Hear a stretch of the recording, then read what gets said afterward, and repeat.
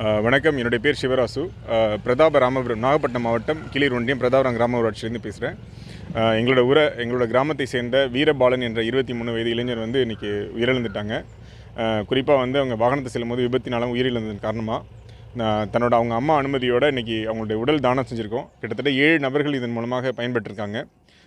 இப்போது தமிழக அரசு வந்து இதுபோல் உடல் உறுப்புகளை தானம் செய்தால் வந்து அரசு மரியாதை செலுத்துன்னு சொல்லியிருக்காங்க.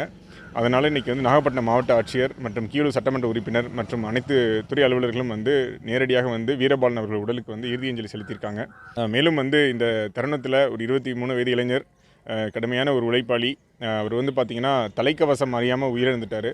ஸோ எல்லோரும் தலைக்கவசம் அணிஞ்சு பாதுகாப்பாக பயணம் செய்யணும் அப்படிங்கிறதையும் இந்த இடத்துல நான் பதிவு செய்ய விரும்புகிறேன். குறிப்பாக இன்றைக்கி அவங்களோட அம்மா வந்து தன் மகன் இறந்த இந்த ஒரு துக்கமான நிகழ்வுலையும் மக்கள் இதனால் மற்றவங்க பயன்பெறுங்கிற ஒரு நோக்கத்தில் உடல் தானம் செஞ்சுருக்காங்க. இன்றைக்கி உடல் உறுப்புகள் தானம் செஞ்சுருக்காங்க. இதன் மூலம் 7 பேருக்கு மேலே வாழ்வு கிடச்சிருக்கு. ஸோ இந்த ஒரு நிகழ்வு வந்து ரொம்ப நெகிழ்ச்சியான ஒரு விஷயம். இது இன்றைக்கி அனைவரும் இதுக்கு முன் வரணும். குறிப்பாக வந்து இதுபோல் உடல் உறுப்பு தானம் செய்வர்களுக்கு வந்து அரசு வந்து மரியாதை செலுத்துறது வந்து உண்மையிலேயே ஒரு நல்ல வரவேற்க விஷயம். இதனால் இந்த மக்கள் மத்தியில் நல்ல விழிப்புணர்வு ஏற்பட்டு நிறைய பேர் இதன் மூலம் பயன்படுவாங்க. இந்த குடும்பத்துக்கு வந்து அரசு சார்பில் எதுவும் உதவிகள் செய்யணும். ஏன்னா அந்த ஒரு பையனை நம்பி தான் அந்த குடும்பம் இருந்துச்சு. இன்றைக்கி அவங்க அம்மா வந்து அவங்களும் உடல்நிலை முடியாத ஒரு சூழலில் இருக்காங்க. அதனால் முதலமைச்சர் அவர்கள் அவங்க குடும்பத்துக்கு நிவாரணம் அளிக்கணும் அப்படின்னு சொல்லியும் இதன் மூலம் நான் கேட்டுக்கிறேன். நன்றி.